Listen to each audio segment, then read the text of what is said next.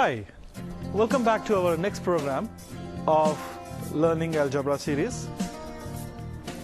As we told, this program is not a regular TV show where you just learn algebra. This is an effort. This is an effort about making sure that the fundamentals of algebra are clear to you. This is an effort where we make sure that we grow along with you and take you to a point, from a point where you do not know concepts of algebra or the fundamentals of algebra, to the point where you are able to solve much more complex algebraic equation.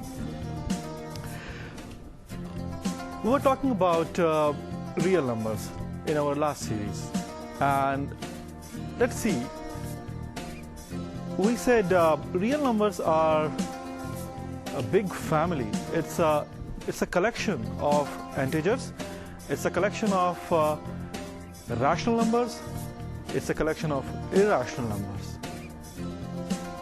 That's the whole series. It's called real numbers. Now, question is every number in that family a real number? Answer is yes. All the numbers in this family, all the number, when I say all the number, that includes 0, that includes infinity, that includes minus infinity. Every number is a real number. Let's look at the summary. Let's see what we have learned so far in terms of numbers.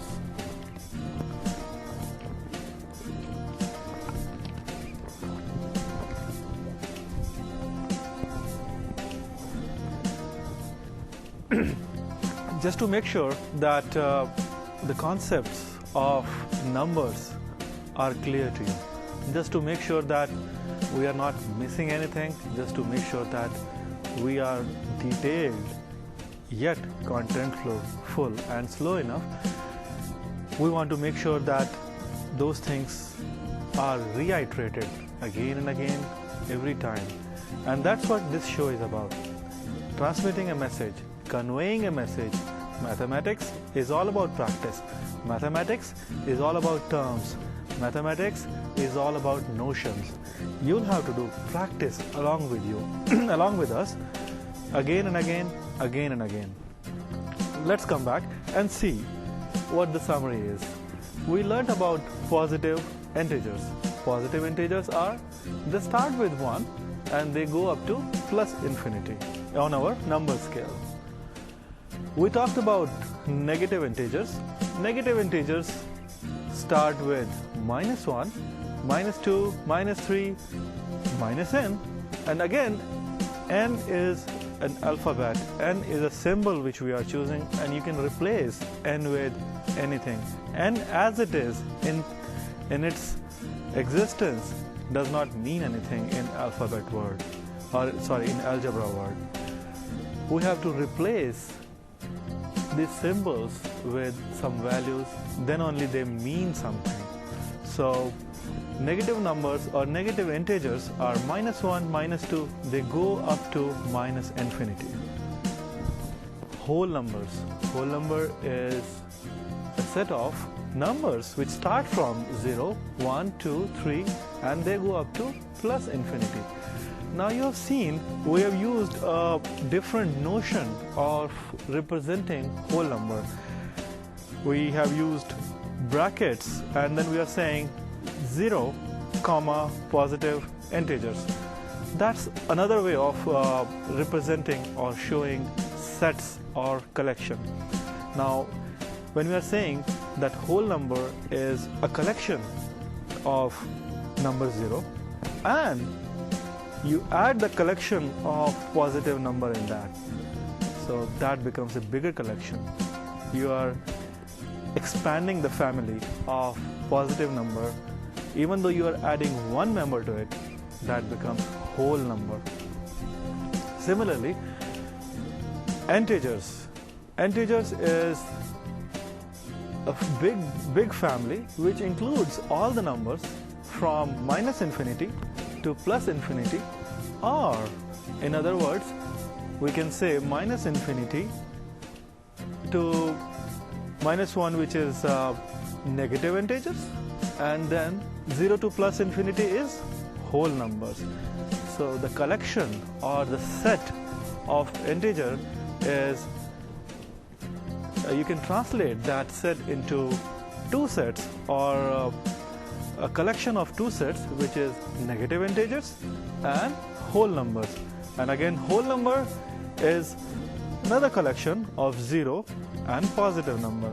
So this is how you understand, you interpret the collection and set. Now, rational number, there is another term for that called fractions. We will be using that term interchangeably with rational number sometimes. So whenever we are saying fractions, we are saying rational numbers. Whenever we are saying rational numbers, we are saying fractions. They are one and the same thing. Let's see. Rational numbers, again, they are a part of this family. Any number in the form of x divided by y. And then irrational number is any number which cannot be written as x divided by y. And that makes our whole big family of real numbers. Real numbers are collection of rational numbers and irrational numbers. Now, did you notice one thing? I did not put integers in this collection. Why? Because integers are subset of rational number. Now, see, you caught me. I'm using one more word called subset. Just like we have a set which is a collection of multiple sets, those child sets, those smaller sets are called subsets. And the bigger set, which contains all the sets, is called superset. So these are the terms we will be using. So for example, real numbers is a superset that contains two subsets, rational numbers and irrational numbers. Rational numbers again is a superset of multiple numbers families. It contains integers, it contains numbers which are not integers. Integers is again a superset, and the subsets are positive integer and the whole numbers. Whole numbers is again a superset. It contains 0 and positive integers. See, that's how it goes. That's how you understand about sets. That's how you understand about collections. That's how you understand about how you make supersets and how you make subsets. Let's see this whole summary notation in a graphical representation. How you put things in a graphical manner. Because I like things, putting things in a manner which are visually understandable. So wherever possible, we'll try to do that. And as we explained in the beginning of our program, this program is not a regular teaching show. This is an effort. This program is about an effort, making sure that the fundamentals are taken from the grassroots level of algebra. And then you can reach the real heights. You can solve very complex algebraic equation, and the way you can do it only by making sure these grassroots level fundamental concepts are clear to you. And unless these concepts are clear to you, you will not be able to solve this complex equation. So that's what whole effort is about.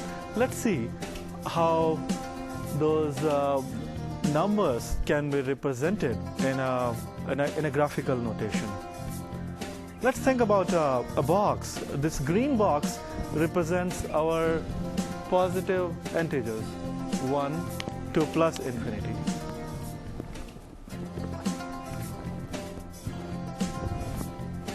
And then we have a blue color bar which represents only one number called 0.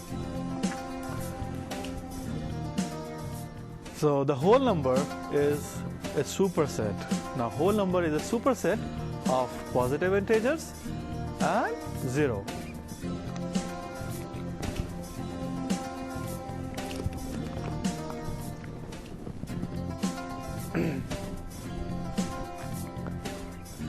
On the left hand side we have negative integers which will go from -1 to -infinity. We have on the different scale level rational numbers which can be represented as a divided by b. We have 0. 0 is also a rational number. 0 can be represented as 0 divided by any number. So if you divide 0 with any number, 0 divided by 5 is again 0. So 0 can be represented as a divided by b.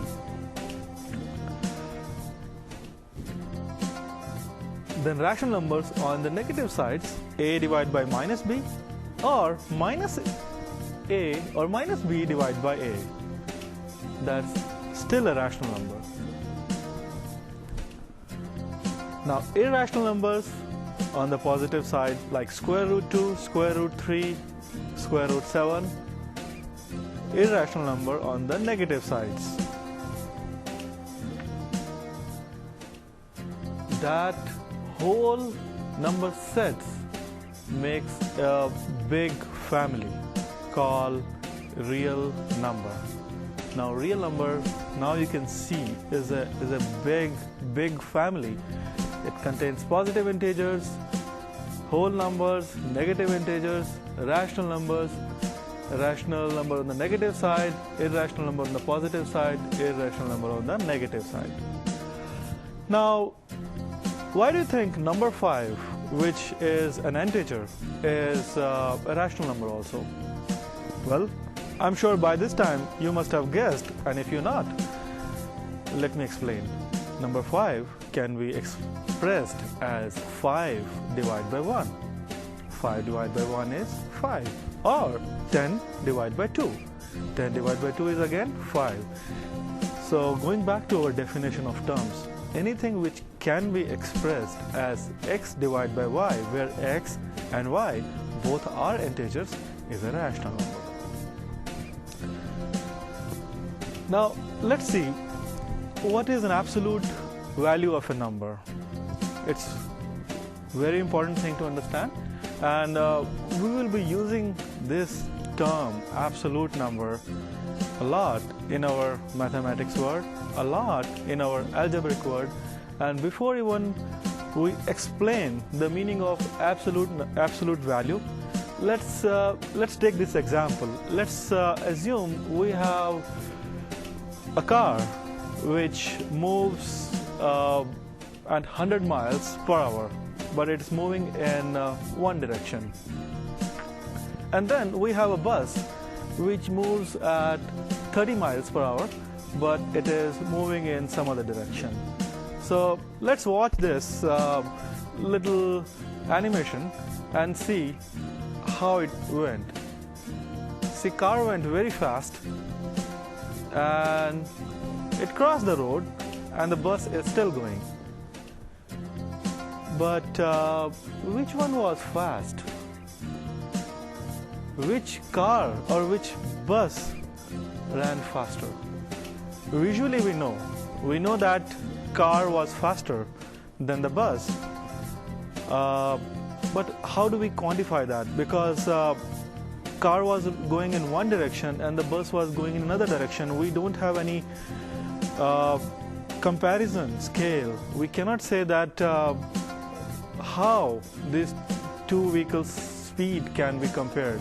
This was one of the examples, but if we look at the value, absolute value of these vehicles' speed, then we can actually compare. Car was traveling at 100 miles per hour in one direction, bus was traveling at 30 miles per hour in other direction. If we take the absolute value of, if we look at just the speed of those vehicles, we do not take into account the direction in which they were going, then we are talking about absolute value. So let's see. Absolute value or mod.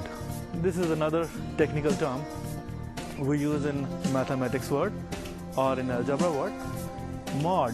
Whenever we say mod means absolute value. Just drop the sign. Just ignore the direction in which the number is going. Do not think that the number is on the red scale. Do not think that number is on the green scale. Just look at the number value. So for an example, -5, mod of that is 5. -70, mod of that is 70. 16, mod of that is 16. So drop plus sign or minus sign. You remember our tip when we said drop the plus signs? In case of mod, drop the plus signs, drop the minus signs, drop all the signs. Just look at the number's value. That's also called magnitude of the number or the actual weight of the number. It's very important for us to understand because in a lot of notations, a lot of examples, we will be dealing with magnitude of the number. Things like whenever we are talking about force, the strength, which one is more powerful? Is a balloon which can carry 2 kilograms of weight, or a train or a toy which can carry 1 kilogram of weight? Now we do not know because these things are going in different direction. But when we look at the mod, when we look at the strength of those two equipments, then we are talking about the absolute value. We are not looking at the sign. So the way we represent mod is by putting 2 bars. 1 bar in front of the number, 1 bar after the number.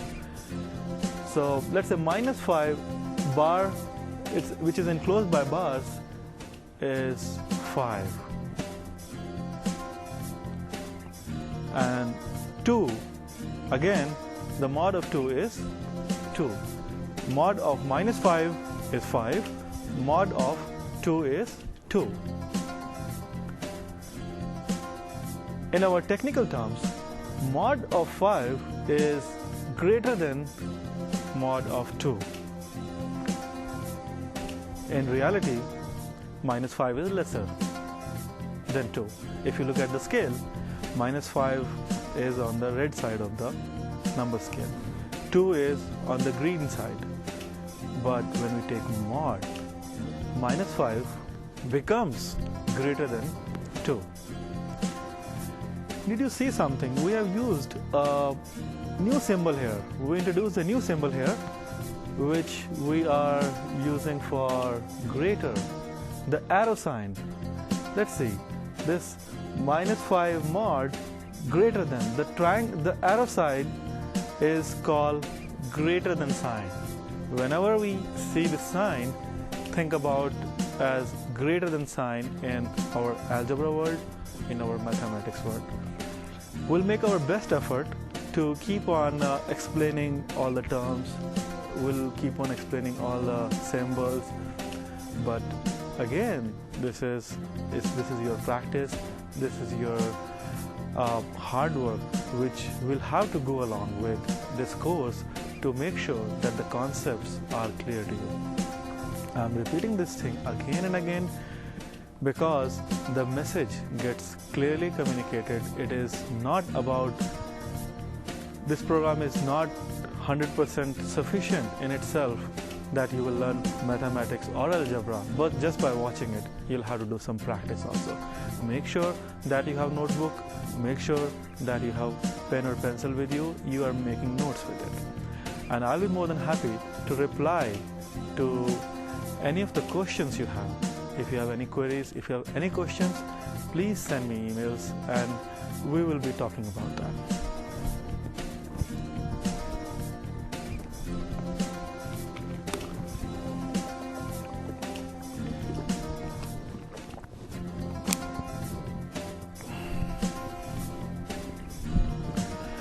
Let's look at some more number types.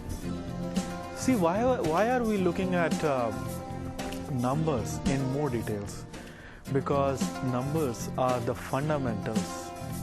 They form the fundamental ground of any mathematical branch, even any scientific ground. Like even if you're talking about physics, chemistry, anything, without numbers, those things do not exist, because all these things are about numbers. What will happen if you put a force of certain amount on certain things? What will happen? So it's all about that. So we have to understand what the numbers are, what the categories of numbers are, and we'll have to reiterate, re-summarize these things again and again till the concepts are thoroughly clear to us. Now, some more number types are prime numbers. You must have heard about this term a lot, prime. What does prime mean? Prime means unique, something which is unique in itself. And how do you make sure it's unique? Something is unique which is not divisible by any other positive integer except 1. Now, when I say this, what does it mean? Let's think. Let's take number 4.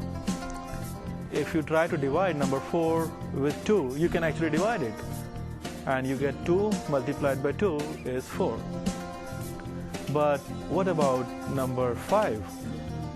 You cannot divide number 5 with any positive number. If you try to divide 5 with 2, you get an answer of 2.5. You do not get a positive number or an integer as an answer. So prime number, when we are talking about prime number, you cannot divide that number with any positive integer and in answer you get a positive integer. You will get some fractional answer, fine, but you have to get a positive integer to say that this number is not a prime. So what are the examples? Let's look. Number 1, that's a prime number. Number 3, number 5, number 7, number 11, number 13. Where do these numbers end? They end at infinity. There is no limit to prime numbers. So as the number series keep on growing, our prime number series also keep on growing along with our integer. So think about the maximum number you know. Think about the maximum number you know. There will be a prime number surrounding that number. So there is no count of the prime number collection. Let's look at the second type of the number, even number. And I remember I used this term, even numbers, when we were talking about dropping negative signs. You remember that? We said whenever you see even number of negative signs, you drop negative signs. And I tried to explain that also at that time. And we will talk about that now. And I promised you that we will be talking in more detail about what the even numbers are. Even numbers are the numbers which are divisible by 2. So anything which is divisible by 2 is an even number. For an example, number 2, number 4, number 6, number 8. Keep on going, and those numbers are even number. Now, how do I find out just by looking at the number that the number is an even number? Just look at the last digit. For example, 16. The last digit of 16 is 6, and 6 is divisible by 2. And as soon as we find that part, we recognize this number is an even number. Odd number. The odd number series, again I'm using the word series, set, collection. Odd numbers are the number which are simply not divisible by 2. And examples are 1, 3, 5, 9, 11, 13, 17. And how do I find that a number is an odd number? Just look at the last digit. Just like we are doing with an even number, let's look at the last digit of the number. If the last digit is not divisible by 2, you can say that this number is an odd number. But is it really true in case of prime numbers? Unfortunately, no. For prime numbers, we have to do a hard exercise. We have to keep on dividing by all the numbers and see if this number is divisible by any other number or not. Just an example, 15, for example, I can say it's an odd number because the last digit is not an even number, but it is not a prime number. I'll have to keep on dividing 15 by 2, it does not divide by 2, and then divide by 3. Oh yes, it divides, so it is not a prime number. 17, let's take an example. We try to divide 17 with all the numbers, start with 2, and then we come to a point where we find no number divides completely the number 17 and results in a positive or negative integer, and hence we derive that the number 17 is a prime number. Now these numbers classifications are very important in our life, and a lot of time we give example of even number. We talk about things, it's easy for us to classify and say that take out the even number, take out the odd numbers, and take out the prime numbers. So whenever we are talking about that, it becomes easy for us to correlate and give an example. So that's why it's very important for us to understand what these number categories are. Let's see in our number world what we have learned so far.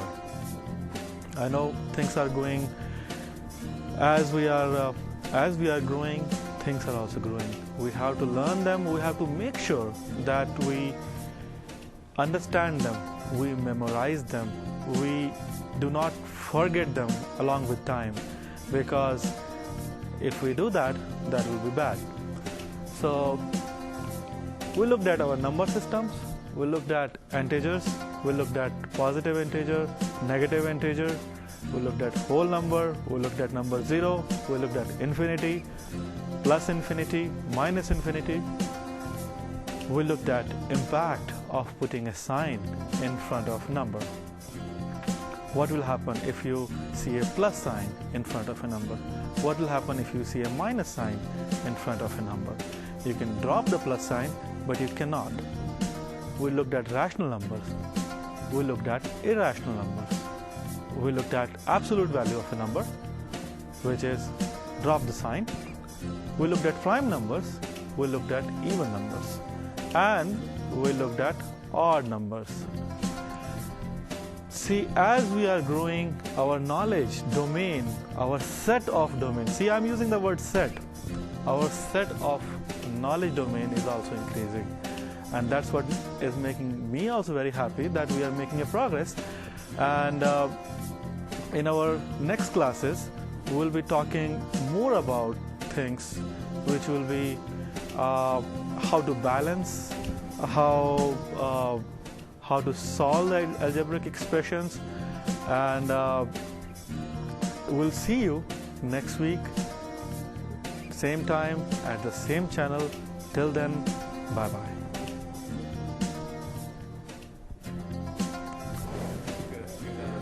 That was a good end.